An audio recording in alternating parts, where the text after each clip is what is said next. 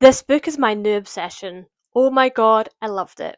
Hi, welcome back or welcome to my channel. Today we're talking about Silvercloak by L.K.Steven.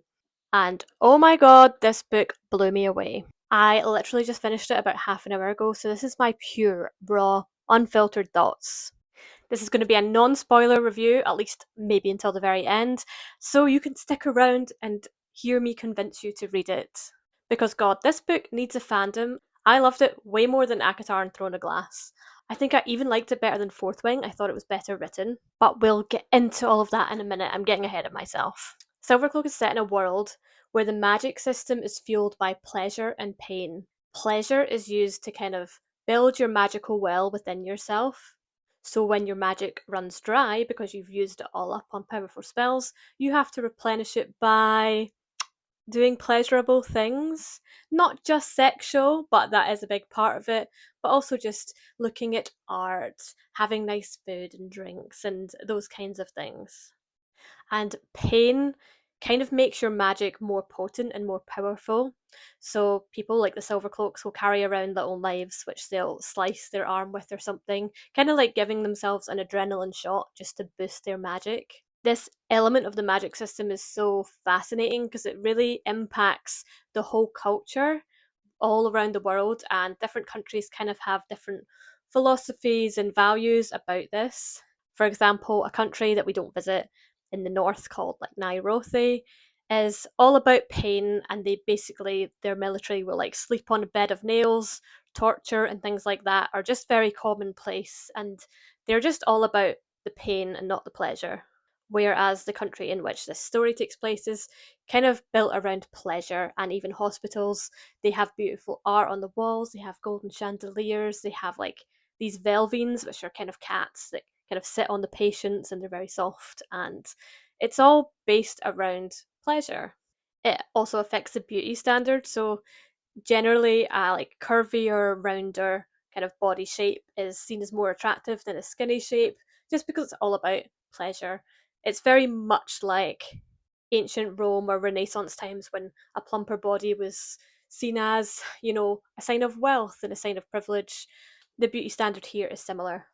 Everyone's also very sexually fluid. There's pleasure houses that men and women visit, and everyone also seems to be pretty much just bisexual. Both the main characters are bisexual. They both have relations with like same sex partners and fall in love with same sex partners. Our main character has two uncles that are in a gay relationship, and there's not really any homophobia. This is just how the world works and is accepted, which is really cool and really interesting. There's a really beautiful and like full color complex map mapping out all the different regions. We don't visit many other different regions. We're kind of all based in this city for the book, but we discuss other regions and different cultural aspects of them. Of course, there's lots of different races as part of here, and there's people in the book that, are of different races and are from different regions. And I thought it was just so refreshing to have this world that was so well thought out and well designed. There's a real sense of history and culture, which I really appreciated. There's also lots of different religions that are mentioned throughout the book. There is a specific religion where they worship dragons, and dragons exist in the world. There was this ancient war to do with the dragons where they destroyed a lot of cities, and certain other cultures still worship the dragons, and a certain religion worships the dragons still. There's also this other prominent religion called the Augurs, and they are very against time weaving, which is a certain kind of magic in this world that has been basically killed off. They basically genocided all of the time weavers because they see the act of time weaving as very evil, because when you weave time, you basically pause it and turn it back, and it doesn't just turn back, what happened in the room where the spell is cast, it turns back the whole world, and they can remake the whole world again and again to the point where the fabric of time is getting kind of weak. So they were all genocided and it was outlawed. It also, like, they addressed it by talking about how it makes catching criminals and people like that really hard if they're going to time weave. There were similar restrictions on portal kind of magic, so they outlawed portal magic in this specific country because criminals would just use it to escape, and people could just get away with literal murder. So other countries still use portal magic, but the country that we're in doesn't, which um, we get to in the plot, which I won't get into, but it does help clear up some plot holes that you would find in something like Harry Potter, where apparition is just kind of very commonplace for anyone that knows magic and is kind of an adult. Speaking of Harry Potter, this book is very similar. It's like Harry Potter for adults. They all use wands, and the wands are very similar to how they are in Harry Potter. They have specific cores, they have specific woods, and they all have a different character. There is less wand loyalty to their owner. Like at several points in the novel, Saffron uses other people's wands to like good effect.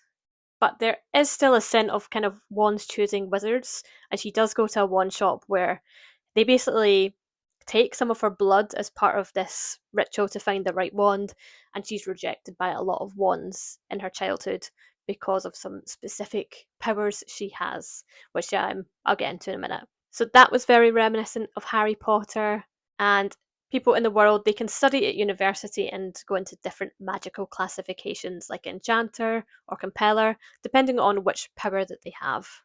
And we don't come across them much, but there are non-magical people in this world that are known as ludders. We barely hear of them, and they're not really a part of the story, but they are mentioned in passing at some points. The magical criminal group that we are talking about in this book do torture ludders, and there's a theory that they're using their pain, trying to siphon the pain, because normally the pain and the pleasure has to be felt by the magic wielder themselves in order for it to affect their magic. There's a theory that the Blood Moons, which are the criminal organisation in this book, are doing that, but we won't get into whether they are or not. So within this wonderful, well-built world, we have our main character, Saffron. Her parents were killed by this group called the Blood Moons when she was 6 years old, which was very traumatizing to her.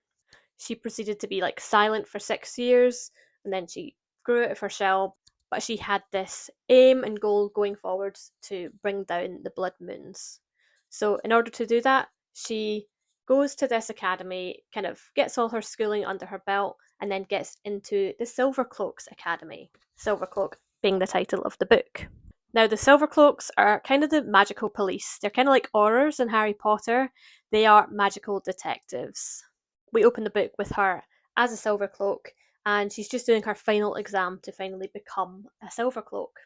And this isn't a spoiler because it's in the blurb, but it turns out she lied her way into the academy. She lied and said she had an enchanter classification with her degree. She actually just had a normal degree. Basically, she said she had a first when she actually had a 2-1. That's basically what happened. But she was the only one to actually pass the final exam well because of some specific abilities that she has. Saffron is actually immune to magic, so any spell cast on her doesn't work. And she's kind of got through life by hiding this, pretending that the spells do work by casting illusions to make it look like she's been, turned to stone or whatever. And she has to work very hard to try and like avoid getting hit by spells, otherwise she'll have to pretend. And that would kind of compromise her in a lot of ways if people found out. She also uses a spell that her mum used to use, which freezes time. And while her mum would use it and it would kind of freeze time for everyone, Saffron finds that she can actually move through space while time is paused and kind of affect things. So she can pause time, tie people up, and unpause and kind of get the upper hand that way. This isn't time weaving because she's not moving time backwards, but it's kind of adjacent. And the leader of the Silvercloaks doesn't really like that she does the spell because the leader is an augur and she's very kind of against time weaving in general. But during this final exam, she's kind of caught out in these several lies by this leader, this augur kind of leader. She's called Asper, and she's kind of given an ultimatum. Either she like has to just quit and drop out of the Silvercloaks because she lied about her classification, or she can pretend to be kind of fired from the Silvercloaks, go to jail for a year, and then enter the Blood Moons undercover as a real Silvercloak. And the reason that Saffron will be good at this is because she is immune to magic. So all of the Blood Cloaks have a brand that basically makes it impossible for them to betray the Blood Cloaks. If they betray the Blood Cloaks, they will die. The brand also grants them access to the kind of Blood Moon home quarters. So no one so far has been able to infiltrate the Blood Cloaks because of this. So basically, what she has to do is after she gets out of prison, she has to go gamble a lot of money at one of the Blood Cloak's kind of gambling institutions and find a way to kind of bargain herself into the Bloodmoons and take the brand and then work undercover and seed information to Asper. But that isn't all. There's another element to this plot that's also in the blurb, so it's not a spoiler.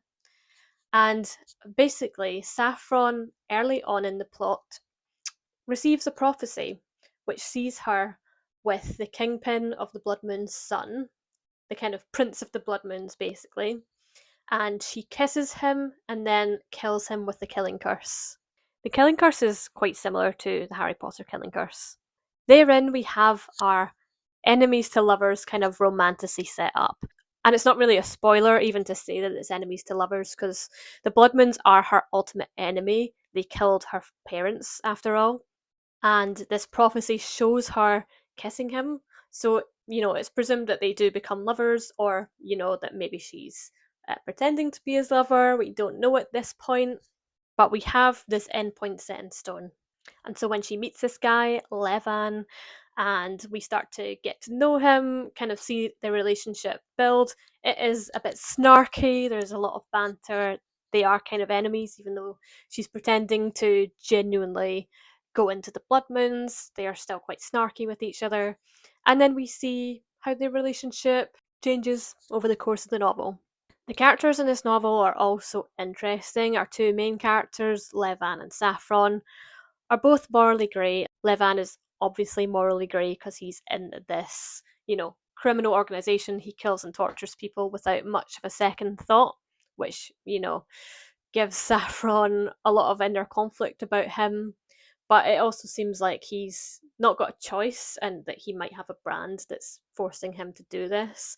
And there seems to be some good things about him as well, in ways that he might actually be kind of sweet beneath his stern, stoic mask that he puts on. His father, the leader of the Blood Moons, also shows similar discrepancies in his character. At first, he seems outright evil, but some more complexity comes into his character as we go through. And Saffron, her motivations are good. She wants to be a good person. She wants to bring down this criminal organization and be in the police, basically. But she has to do a lot of questionable things in order to keep her cover and convince the Bloodmoons that she is part of them. And her mission also puts a lot of her loved ones, her uncles, her friends from the academy at risk. And it sort of spins out of control in ways that, she just can't keep a hold of. And so it forces her also into a space where she is morally grey. Her main three friends at the academy are all quite interesting characters in and of themselves. They're all quite distinct. One of them, who happens to be her ex girlfriend, seems to be like part dragon, which is quite a cool twist. Another is very competent and very good and kind of Hermione Granger coded. And then another kind of has a streak of cowardice in him, but also some good qualities. And he has this abusive father, and that adds complex layers to his character. So everyone felt really real and fleshed out. This made for so many interesting dynamics. And then when you add in the mystery of why are the Blood Moons just killing and torturing people? Because it has to be for this greater reason, which is what Saffron has to find out, and it takes a while to do that. But there's so many layers to this, and it adds a lot of complexity to the plot as well. I had so many theories as I went through. It reminded me a little bit of reading, maybe not Fourth Wing, but Iron Flame and Onyx Storm, where you're constantly oh, what powers is Violet going to have? And, could other people be Venom? And you start to come up with all of these theories about the ways the plot's going to go. And this book felt similar to me in that sense. And that was part of why I really enjoyed it. This is going to be a saga. There's a sequel coming out next year. And the way the book ends has me kind of choking for the next book. And it has me really invested, not only in the romance, but the wider plot and the wider world. I want to see more of the world as well, because it's so interesting. So for me, it was a bit like Fourth Wing, but better. The world building is leagues and leagues ahead of Fourth Wing. This book also reminded me a bit of Throne of Glass. It had those kind of vibes going in. Saffron felt a little bit similar to Selena in that she's morally grey. She has kind of the same blonde hair, and the expansive world felt quite similar, but I still think the world in this was a lot more complex. And the plot was just more complex in general. I think one thing about ACOTAR and Throne of Glass is a lot of the plot revolves around like getting things, getting the halves of the book, and then getting the word keys, and then getting this, and then doing this. Whereas this book had a lot more of a complex plot, like more intricate personal dynamics whereby everybody's kind of lying to each other and dishonest to each other, but not always for negative motives. Like they will lie to protect each other and to protect loved ones as well, or to protect themselves. So it feels morally justified, while at the same time they're doing things that are objectively morally wrong. And I much preferred that style of plot to the Sarah J. Maas style of plot. So if you like these books, I'm just saying, give Silvercloak a go and maybe come and join the fandom with me. Let's create a fandom. I was like searching on YouTube to see if there was a lot of other videos about this book, and I really couldn't find any so far, and the ones that were there didn't have a lot of views, which makes me sad because this book does deserve it and it deserves the hype. So I really want everyone to go out and read it and then come back and talk about it with me. Hopefully it takes off a bit more, and then when the second book comes out we can come on here and be like, oh my god, what just happened, and theorize about book 3 and 4 and however many there'll be. I don't know how many there'll be. It says it's going to be a saga, so seems like it's going to be more than 3 books, otherwise it would have said trilogy, which is great. I'm here for all of it, providing that the quality stays just the same. There's so much more I could say about this book, but I don't want to get into spoilers too much. I will say the writing style was good. I thought it was better written generally than Fourth Wing and ACOTAR and Throne of Glass. There weren't really many sentences that like gave me the ick or made me roll my eyes. I was very much just in it and enjoying it, even though it wasn't like, lyrical and super literary. It was very much genre fiction, but well written genre fiction. This is an adult book, and as such, there's a lot of violence in it. There is some very unsettling things that happen. There's a lot of torture, there's a lot of murder, but tonally, it felt very appropriate. It didn't feel like ACOTAR or Throne of Glass, where the violence seemed kind of out of proportionally extreme to the tone of the novel. Like, it felt like it fitted very well in this kind of almost mafia-esque story. And there was also a couple of smutty sex scenes because pleasure obviously is an important part of this world, but there weren't too many. It wasn't giving like a sex scene for no reason. It wasn't giving a Court of Silver Flames, which I enjoyed, but that seemed very much like, oh, we're going for the plot, someone's traumatized, and now we're having sex. This felt like it was very integral to the plot and it was very natural to where the relationships were. It also wasn't like too much, and it didn't ick me out. It wasn't cringy. I thought it was effective and not ridiculous. It was good.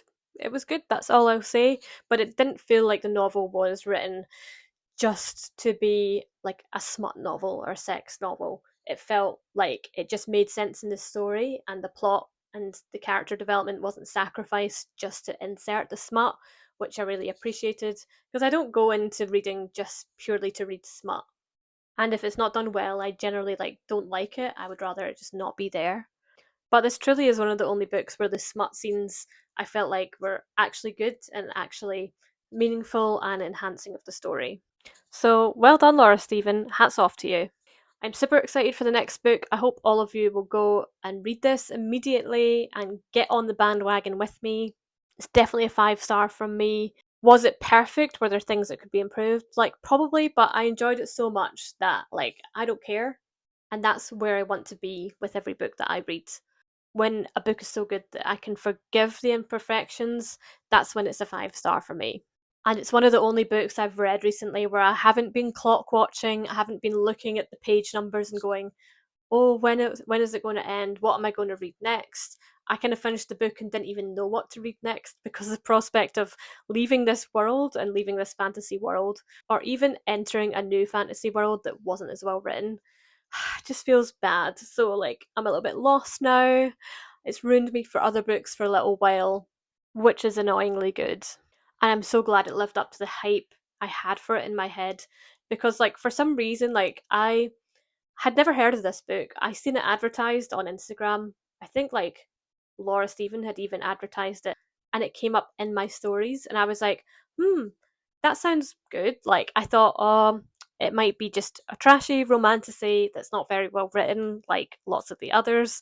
But I was so intrigued by this idea of pleasure and pain, and this kind of prophecy, fated enemies to lovers thing, and I was like, you know what, that sounds fun. I'm gonna give it a read, and it just wildly exceeded my expectations, and I kind of got it, and I had it on my shelf. I think I even mentioned it in one of my recent videos of, I'm reading all my Halloween books, but I'm really excited to read Silvercloak. It's probably going to be November, and I was sitting reading Uncharmed, which is like cozy fantasy, and it's cute, but a little bit. It's not thrilling, it's not exciting because it's supposed to be cozy. And I just kept thinking about Silvercloak for some reason. I was coming down to my office and taking it off the shelf and reading it the back and looking at the map, and like I was like yearning for this book for some reason. I read the opening page, which is such a good opener. It basically is from the perspective of her parents, who are murdered, and the prologue is basically them being murdered. And I'll just read to you like the start of it because I thought this is a good opener. The Killoran's front door changed colour depending upon who knocked. Sky blue for a charming acquaintance, heart red for a lover present, past or future, clover green for a spiteful enemy, or a rich, jammy plum for an old friend. Mustard yellow for family, and, due to a slight inaccuracy with the spell work, travelling salesman. The day the blood moons paid a visit, the door turned as black as the bottom of a well. Chilling! I got goosebumps!